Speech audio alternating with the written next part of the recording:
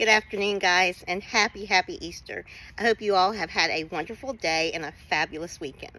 So here we are, week 7, module 7. What a fast-paced, quick class this has been. It seems like just yesterday we started and here we are now. This course has been jam-packed with information and requirements, and you guys have stepped up to the plate, so thank you very much. Before I go any further, I do want to thank you for the hard work and dedication that you have put into this class. I have seen so much growth from all of you from the beginning of the course until now. Your journals and your discussion boards are truly quality work, and it's just something to be proud of. So thank you, and kudos to you guys. So over the past couple of weeks, we have been talking about the requirements that it's going to take for you to leave a community college and transfer to a university.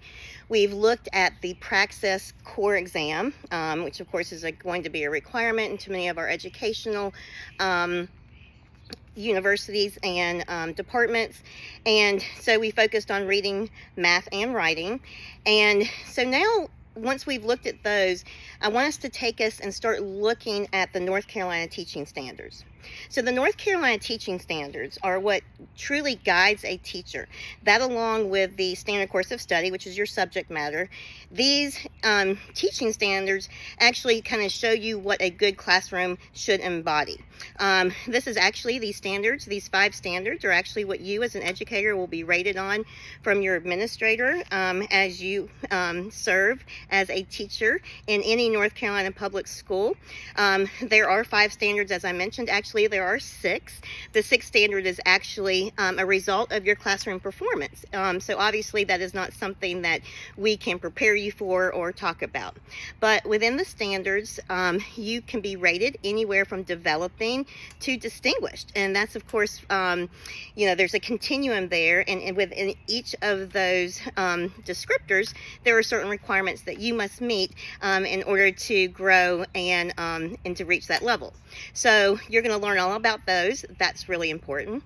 Also, you're going to learn about a little thing called EdTPA, and of course, hopefully you have heard of that or are familiar with it. But beginning in 2019-2020, North Carolina required this portfolio assessment to be part of the certification process in order to become a teacher in North Carolina. So unlike just an assessment, which is a test, this again is a portfolio assessment where you will actually have to upload evidences and show that you can demonstrate certain skills and requirements. So this is going to be a great introduction into what EdTPA is, and so really pay attention to that. There are some videos and some lessons that are time consuming that are embedded in this module, so please keep that in mind.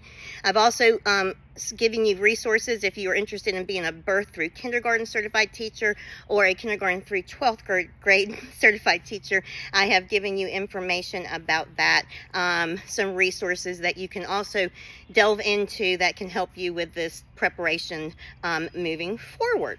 So make sure you check those out. All right, guys, this is the most important thing.